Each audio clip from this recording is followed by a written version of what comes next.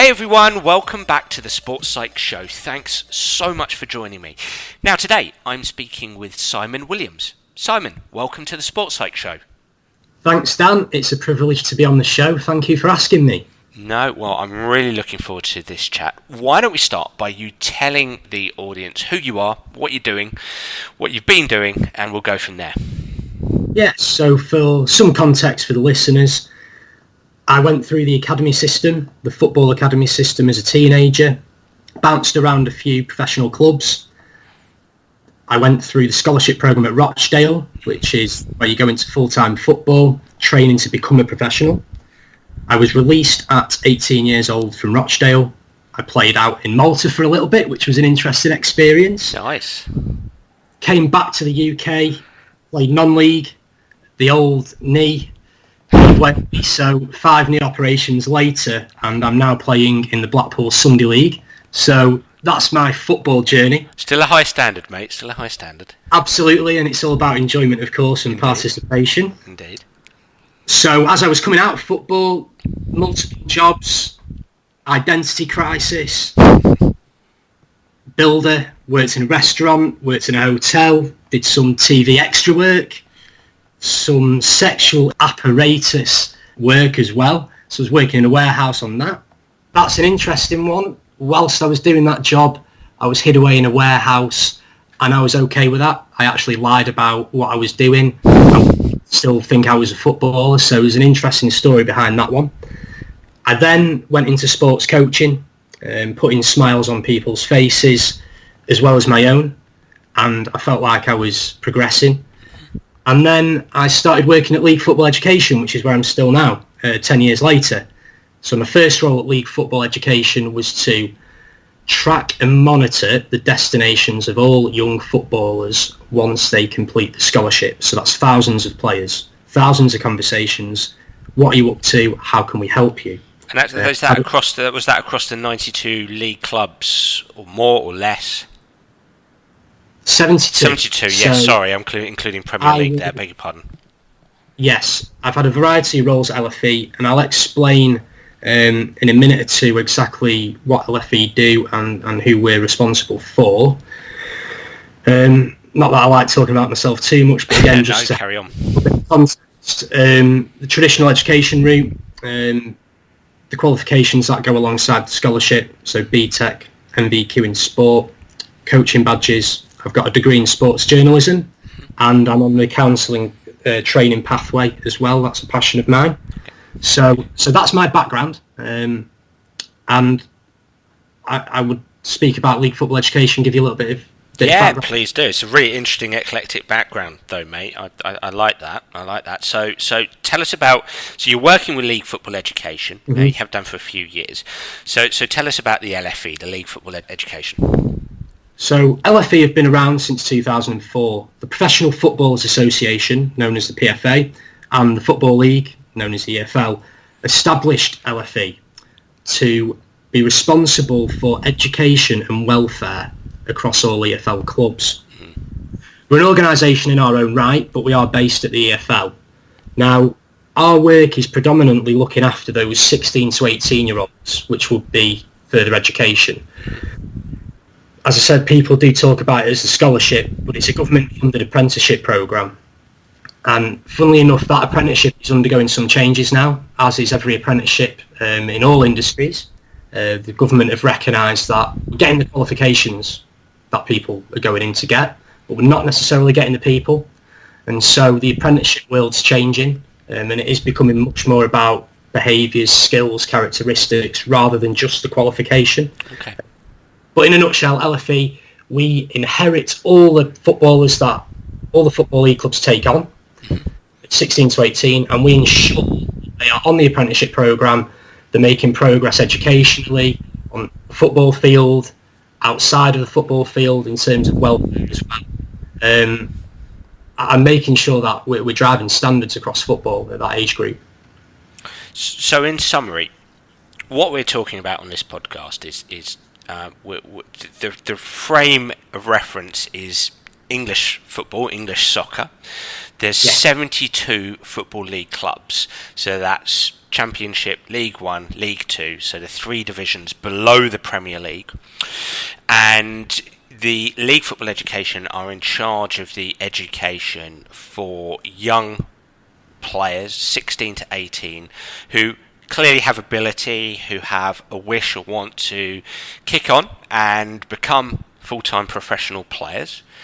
And it's your responsibility to guide their education, 16 to 18, within an apprenticeship structure. That's kind of what I'm hearing you say. Absolutely. We're under the rigours of Ofsted. We support football clubs meet youth development rules as well. And this programme's been running, like I said, since 2004. I think we're the third largest apprenticeship provider in the country in terms of numbers. So it is a big operation.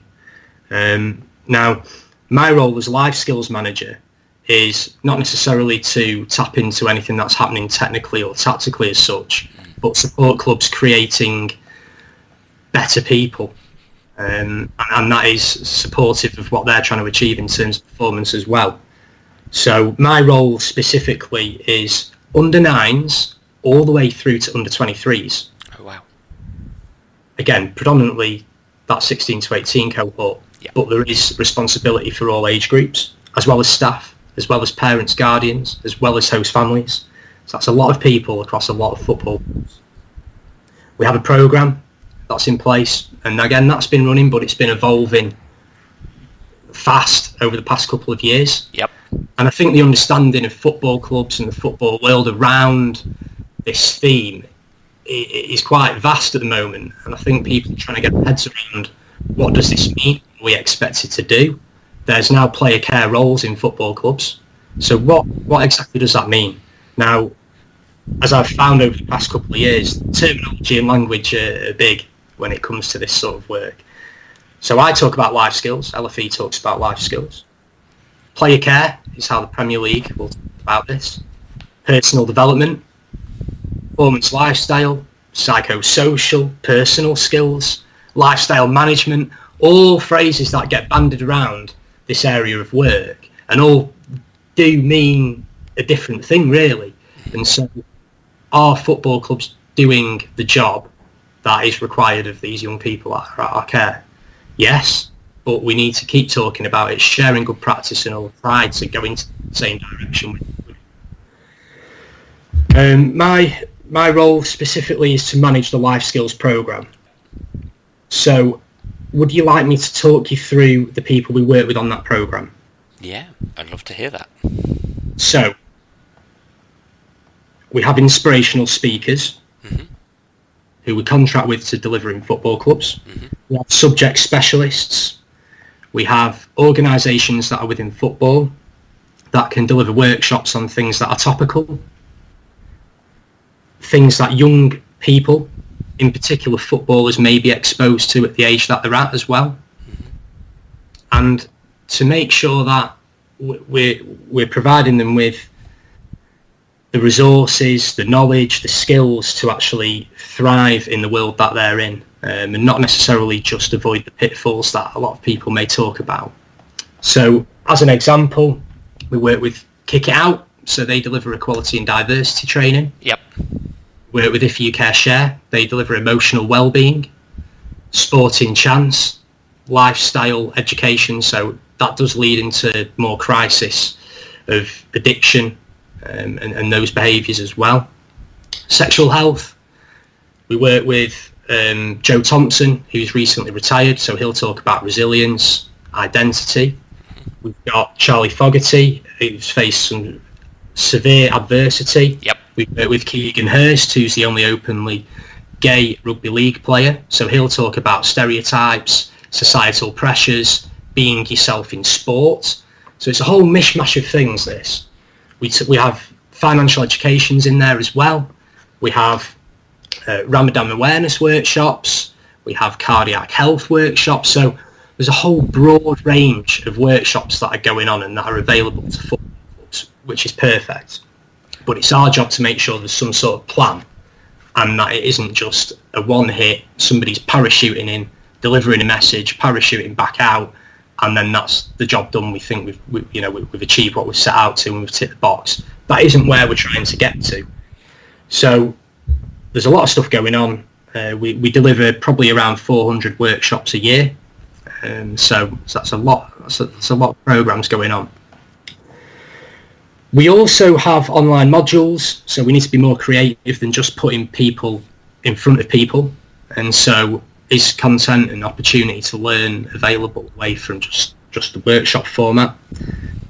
And that covers, again, equality and diversity, mental health, rights and responsibilities, criminal law, you name it, the whole mishmash. And my job, I like to raise the standards of what's going on. I like to share good practice. We provide this programme, but it's the club's responsibility to put their own life skills programme in place. So we have 72 varieties of that. And I say, here's what's available from us. Tap into what you want to tap into, as well as everything else you want to do. And then when I find out about what's going on great out there, I'll try and share that. And like I said, just try and evolve the programme and raise the standards of what's going on. That sounds awesome. And so what I'm hearing you say, Simon, is at the League Football Education, at the LFE, we're passionate about the psych-social side of whether you call it the game or person development, people development. We're passionate about psych-social. So what we've created is this, whether you call it a plan or a menu of presentations, facilitations, online courses, speakers. We have this menu, and you, one of the 72 league clubs, you can create your own menu. You can choose what you want from this menu, and we can facilitate that process. We can help you. But what we want to do is we want to provide you a gold standard psych-social development plan for your young players from 9 to 23, but really emphasising that 16 to 18 age group. Absolutely. And I think there's a danger of it being seen as just the pitfalls. If we tell young people about these things, then they won't get into bother with them. We've got social media workshops, so just because we run a social media workshop doesn't mean that anybody's not going to tweet something that they shouldn't be tweeting and isn't ideal. I'm very much pitfalls versus development, and as I said before, it's about building these young people up to deal with the demands of life. Football isn't an easy place to be. Buckle up, you're in for the ride. And so actually these young people, if we want them to be the best performers they can possibly be, we need them to have as much character, as many skills, as many developed behaviours as possible in order to flourish. And I think that's where we need to get to. So with these workshops, with these programmes, they're the bricks. I see them as bricks, as well as the football programme and the technical stuff that's happening on the grass. But what's the glue, what's the mortar in between all this stuff to hang it all together that makes it mean something to a young footballer? How do I feel it? How do I connect with it? And if we talked about Plan B, okay, so that's a term that is used within football. Yeah. About what if you get injured? What next? You're not going to be a footballer forever. Now, that is a key challenge. And making a young footballer connect with that is difficult because it's not relevant right now, why I'm here, and it's in the future. If you put something in the future for a young footballer, it's going to stay there. So similarly with that, we're talking about how that can support you right now. So engaging with other interests, being open-minded to other things that are happening outside of the white lines are going to support you as a performer. And hey presto, it's going to support your well-being and your transition. What I hear you say is we're trying to sell proactivity rather than reactivity. We're trying to help the young people engaging in football to be proactive rather than reactive, and the coaching staff around them to be proactive rather than reactive. And this, the life skills, the personality characteristics, all of the challenges you've talked about, such as social media, personal challenges, that is challenging to sell into young people or to introduce to young people to help them become engaged with that. And I know at the heart of what you do from a life skills perspective is to try to help them engage in personal development. Personal development being engaging with opportunities and experiences to enhance personality characteristics and to create, skills. And what I love about your material is some of the psych-social stuff that you dive into. And obviously you try to help young people become passionate about, or at least you introduce these concepts. So, your material starts with identity. I can imagine a young 16-year-old player, and I don't have to imagine it because I've had many a conversation about this over the last 15 years, is they're thinking about their first touch and they're thinking about the tactical elements of the game, but they're not necessarily thinking about who they are. And this is the kind of thing that you're bringing to the table. Absolutely. And that's a journey we've been on.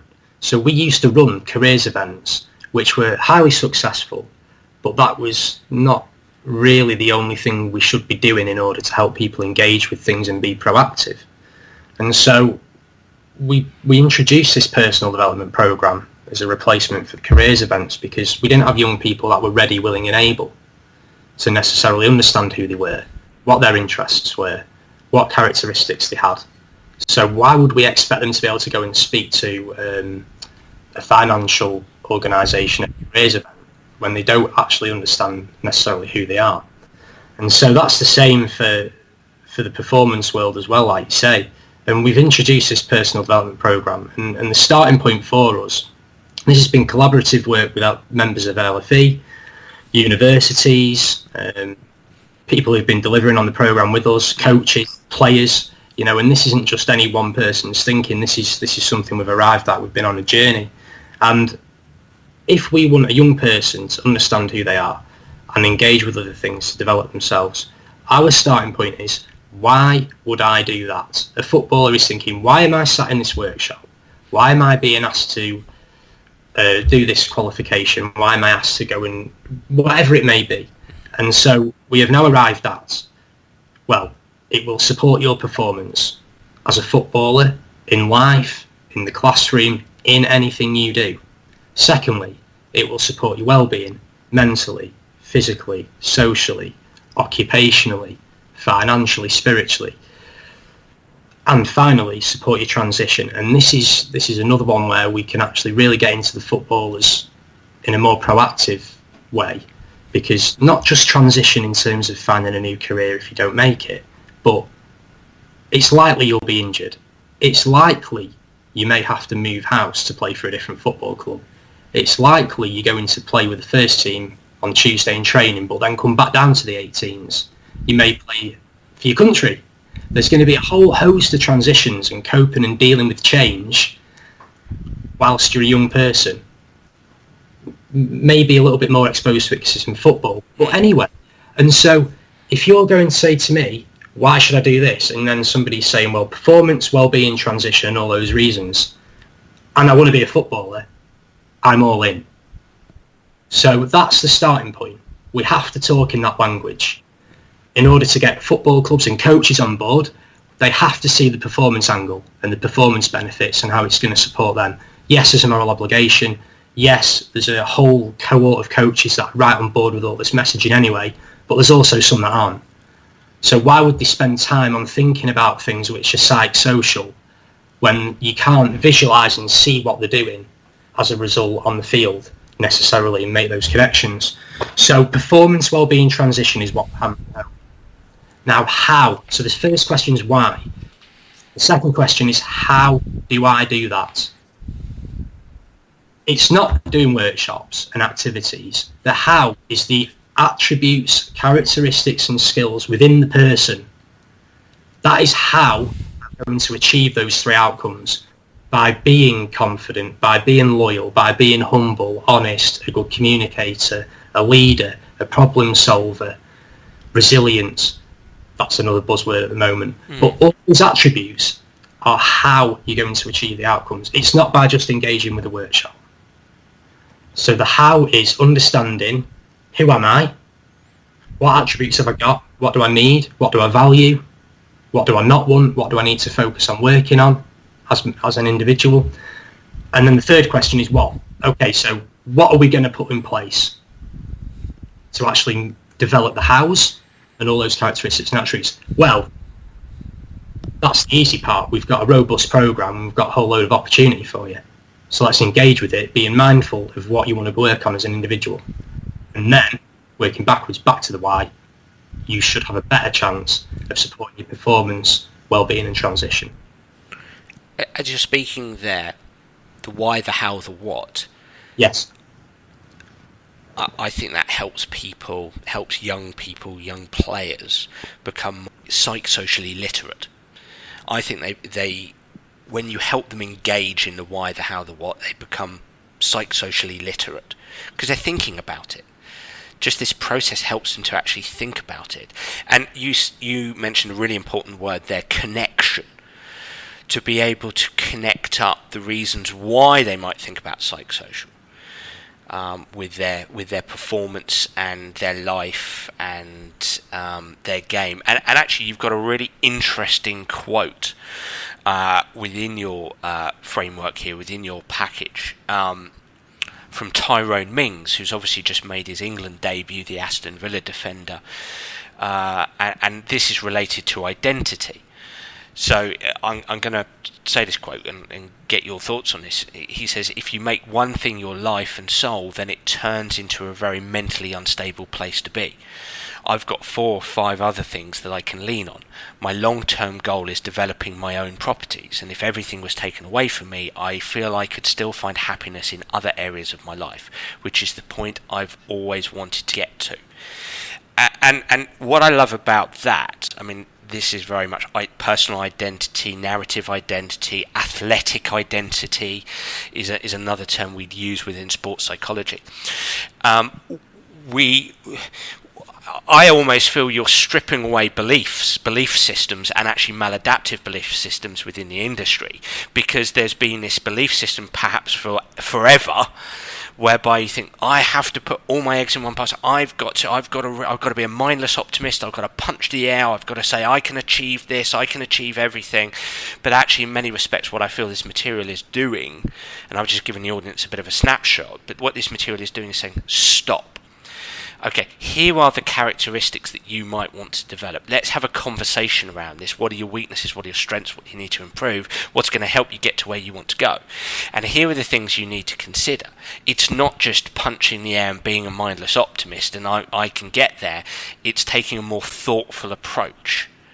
And I think that's such an important ingredient to add to the mix when it comes to young players and the coaching staff around them.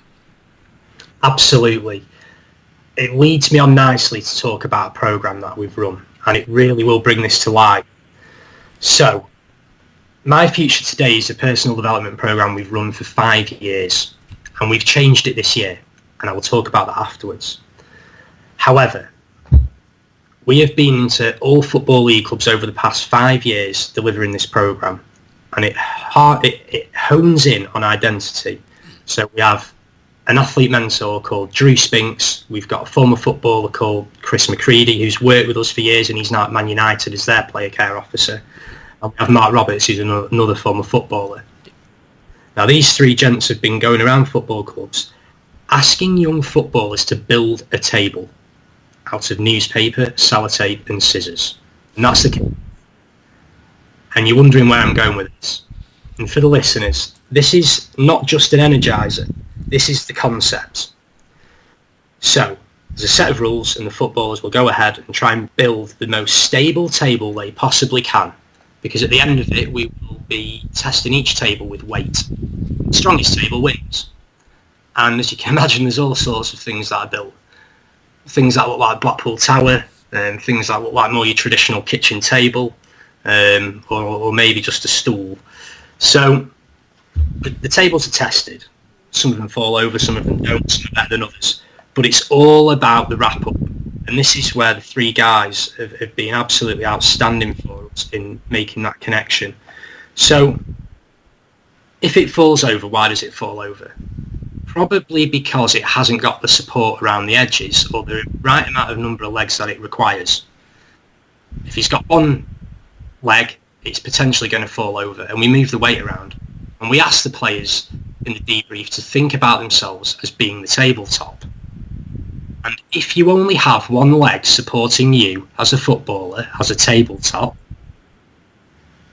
if that tabletop is under threat and it's wobbling, there is a good chance that's going to fall over.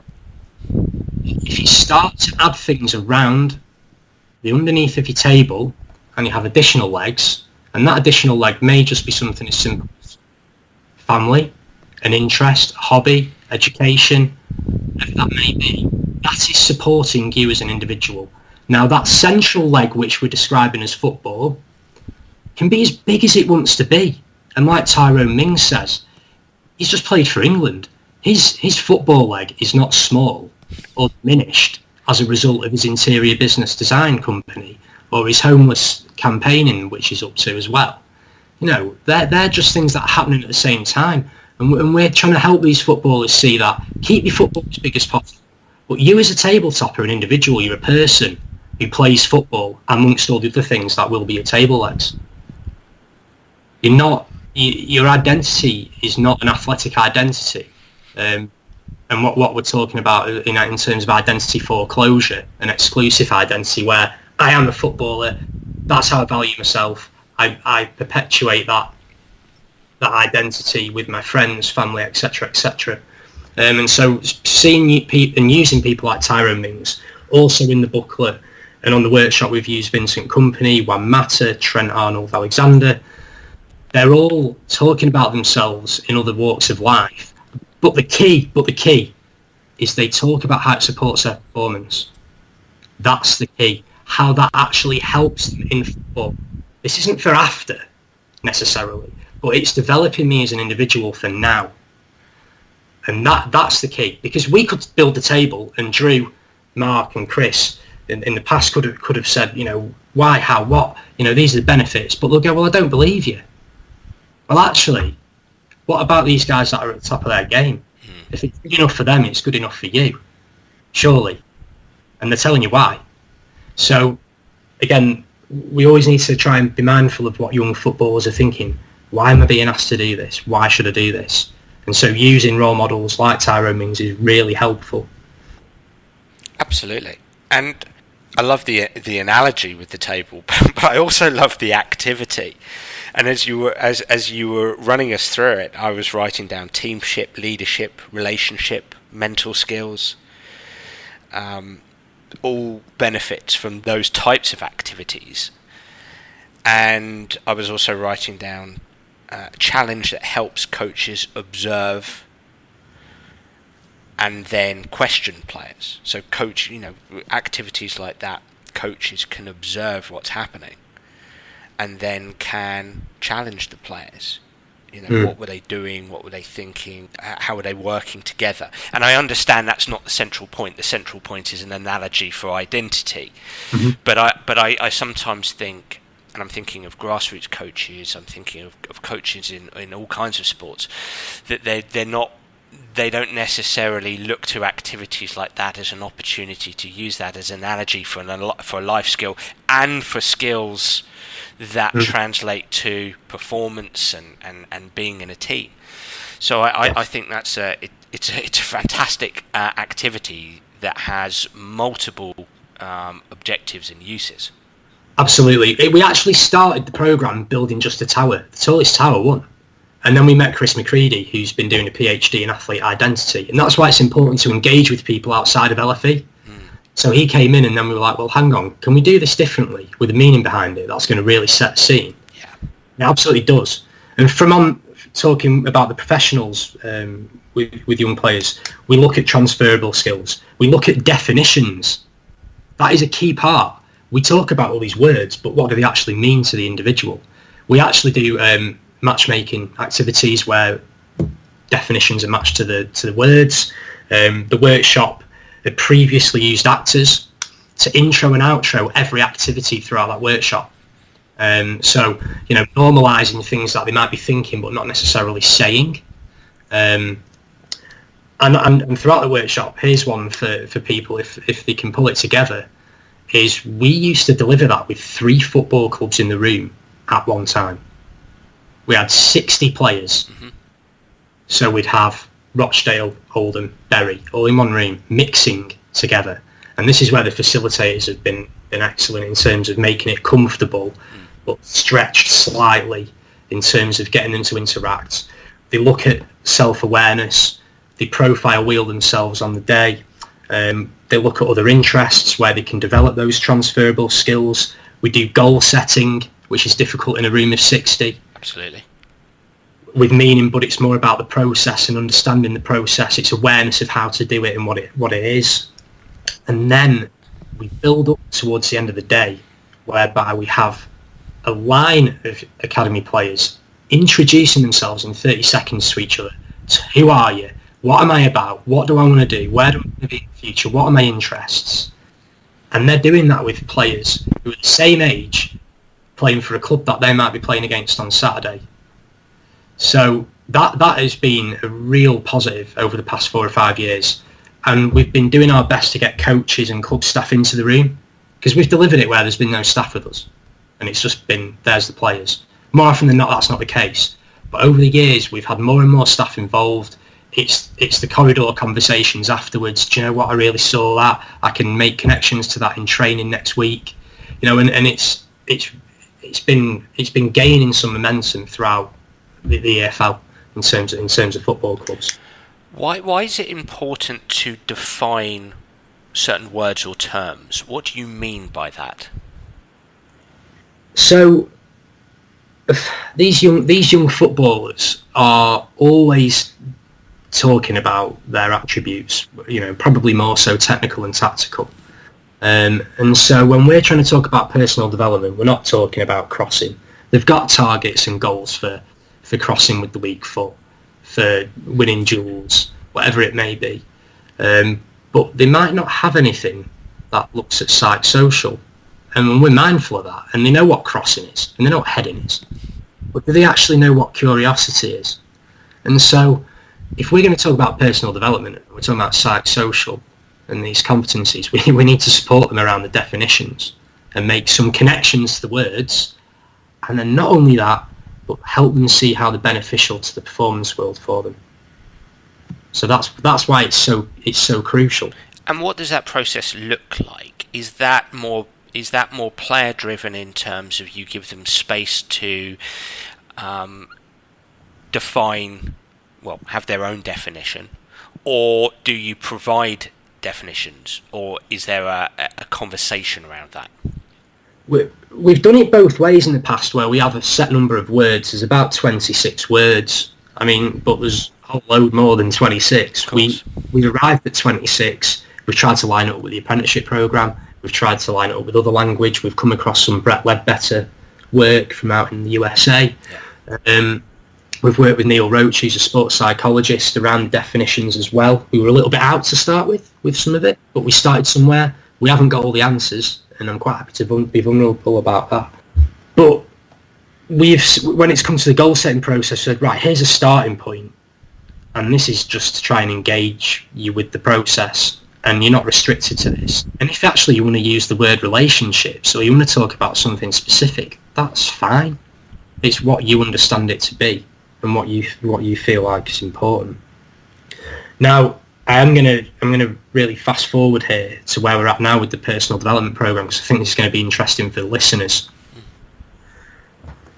We've now introduced a mentoring program, so that 60 players in one room is now 9 players in one room, and we have a mentor, and it's an 8-session program, and it uses some of the same concepts and activities at the front end. We have 4 fixed sessions, which is all about building that relationship, the benefits of engaging with life skills and personal development.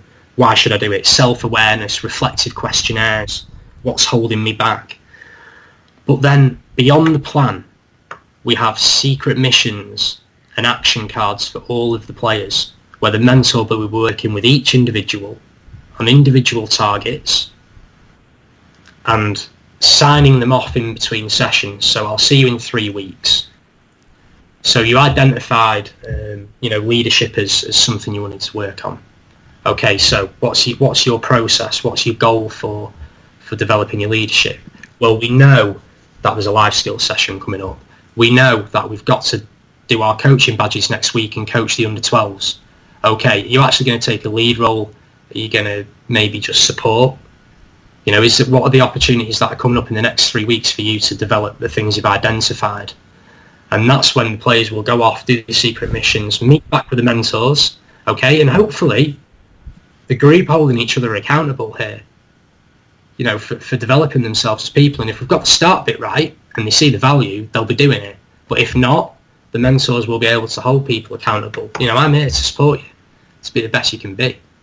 And so we're introducing this program now where it's a little bit more bespoke, it's more personal, it's more individualized, and you know, we'll see what happens. Like I said, we haven't got all the answers, but we're being brave and we're trying something. I'm a grassroots coach. Yes. I have limited time with players. Why would I engage in this, or why would I have my players engage in this type of process or something similar? Why bother? We could remove the professional football aspect out of this, absolutely. I mean, if we go back to the why, we want people in a state of happiness, i.e. well-being. We want children who can deal with demands of what's going on in this world right now, because it's not easy for young people growing up. We want them, maybe performance is a too strong a word, but just to be engaged with whatever's going on.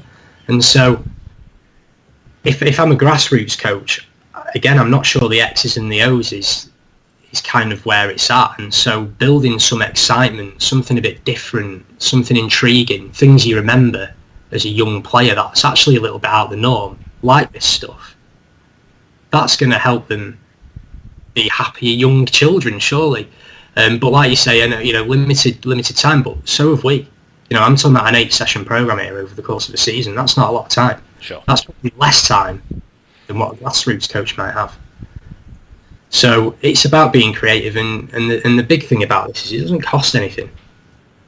So I'm in a world where we've got category 3 and 4 academies, scale 1 to 4, 3 and 4 being the lower end, where they have got the budget to bring experts in to talk about stuff. And to be honest with you, you know, we can do things for free if we're just creative and we're willing to spend the time to put something in place, and we believe in it and we value it, rather than just trying to tick a box. This is participative by nature. When you use the term engagement, you're trying to increase or develop participation. And if we want our young players to perform, if that's important to us, or we want our young players to progress, we need them to participate. But participation is quite complex. It's not just simply turn up, put on the session, put on the activities, they play, they learn. There's a whole raft of psych-social skills and qualities that underpin the player's capacity to learn, the player's capacity to perform. And that is the engagement piece. And absolutely we can engage players through better activities, more industrious sessions. But there's a life skills strand to this, whereby if we can, within our grassroots club, find a way, and it's absolutely not easy from a resource perspective, but find a way to introduce some of these life skills, mental skills, into our vocabulary, into our communication, into our week-to-week sessions in some capacity. Hey, even if it's for 1 minute, right? Even if it's just getting the players to think about a characteristic for 1 minute prior to training, that can help participation, help increase engagement, participation, and subsequently progress and performance. Yes. I mean, we've all been children, right? We've all been there. Although it might be quite difficult to remember.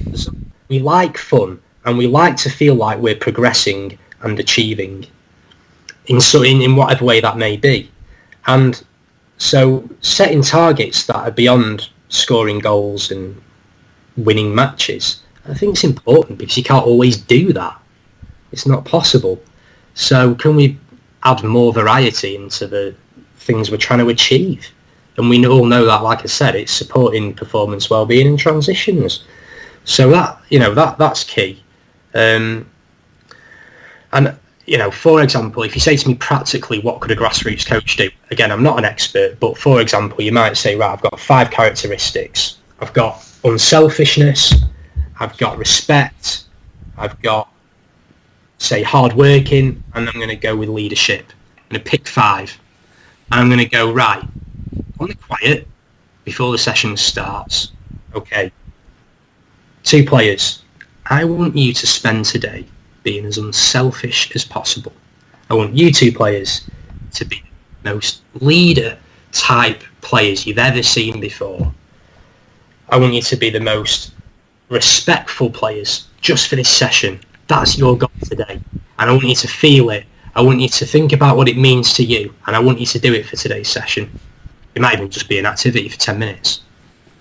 And then we might rotate it. And you could, at the end of the session, say, okay, let's get together.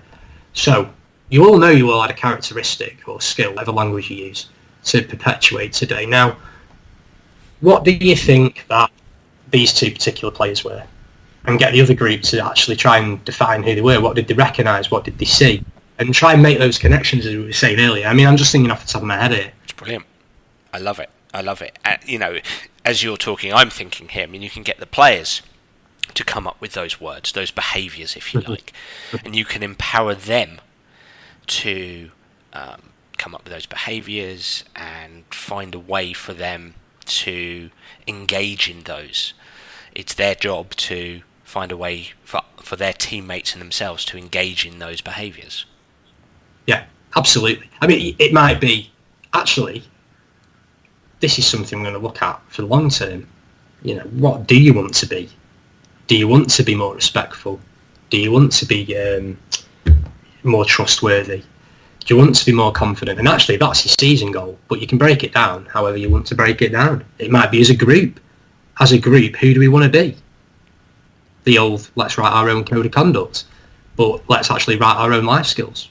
What's our philosophy, as people say, but let's actually start making people feel it. I think we can, in the coaching world, we can bemoan a lack of, let's say, leadership. We can bemoan a lack of resilience. But we're not necessarily, when we sit down with that blank sheet of paper and we start to write down the activities that we want to deliver that evening, we're not building in a process for leadership. We're not building in a process for resilience. And you can do that. Leadership doesn't have to be a specific leadership activity. Resilience doesn't have to be a specific activity related to resilience. It can be still be a rondo, still be a small-sided game, still be a keep ball, still be a passing activity, but challenging players to lead, to engage in resilient behaviours, whatever that looks like, and whatever they come up with, or you come up with, or you co-create with your players. That to me is what is missing. Yes, I'll be as bold to say what is missing from too many coaches' process is sitting down, being mindful of, okay, what characteristics do I want players to engage in this passing activity, in this keep ball.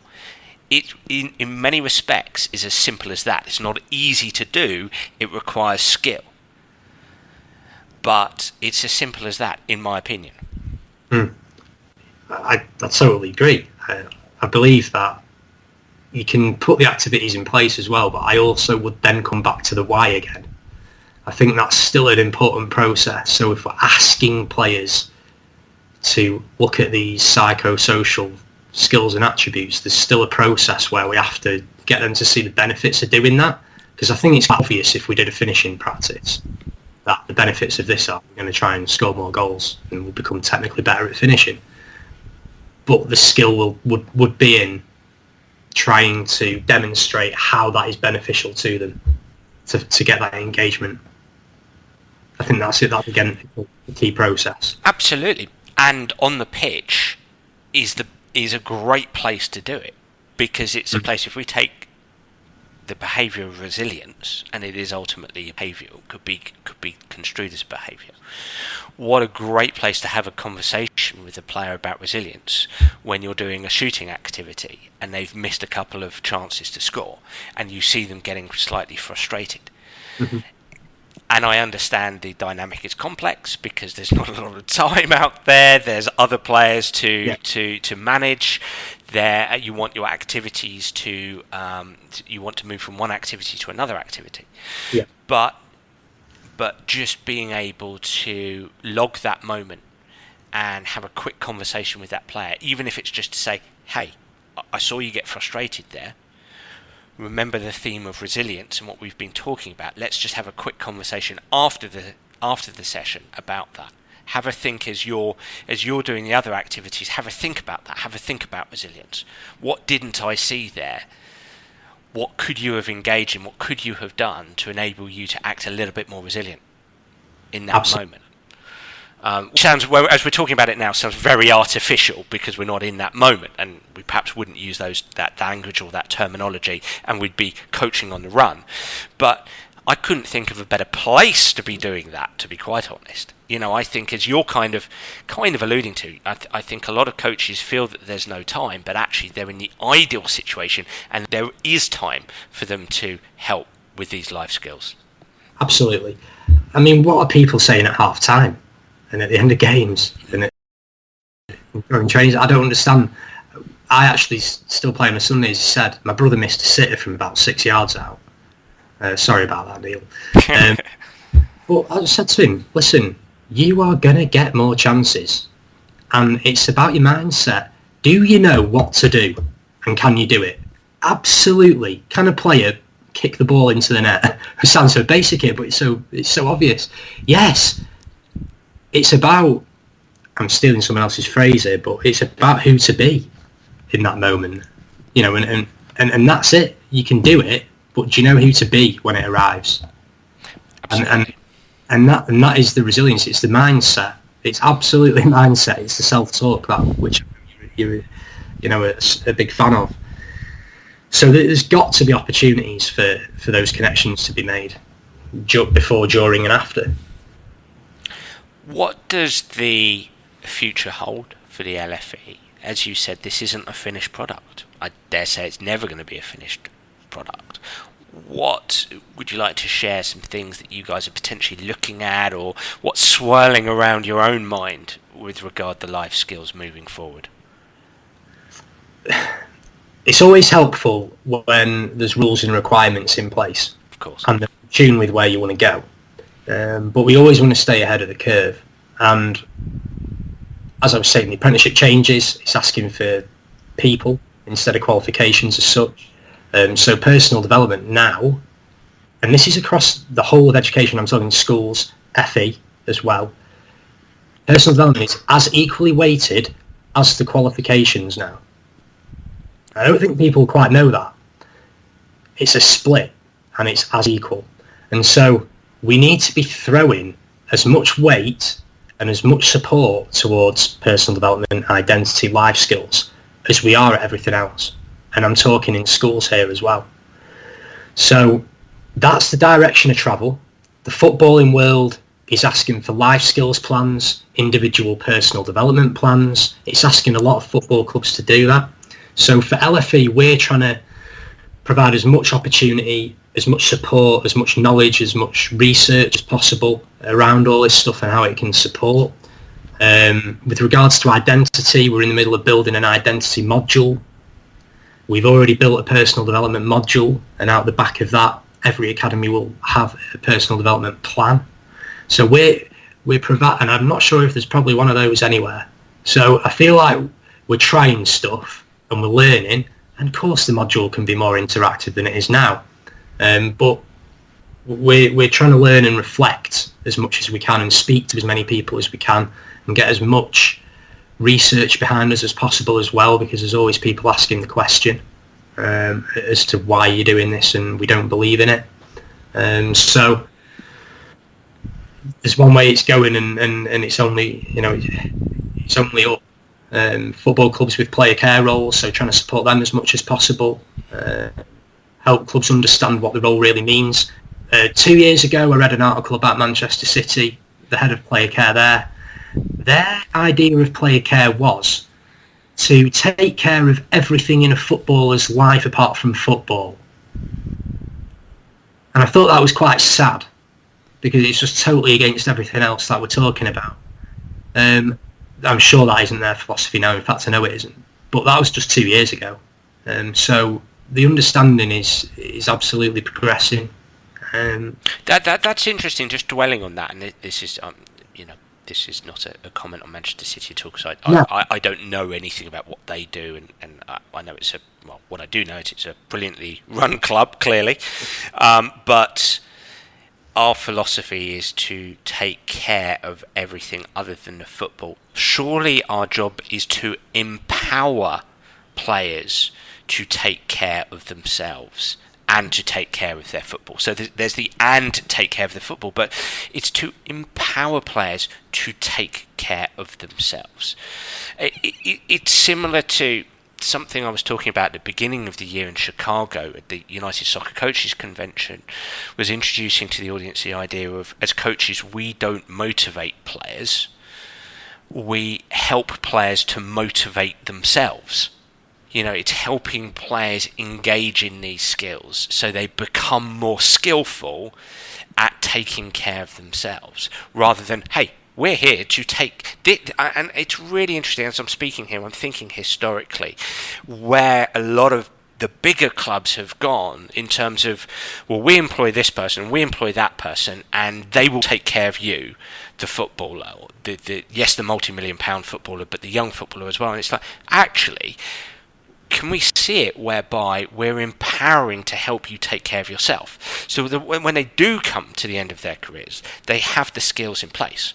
And this is a big problem. And I know I'm talking about the elite adult level here, but this is a big problem in elite adult sport.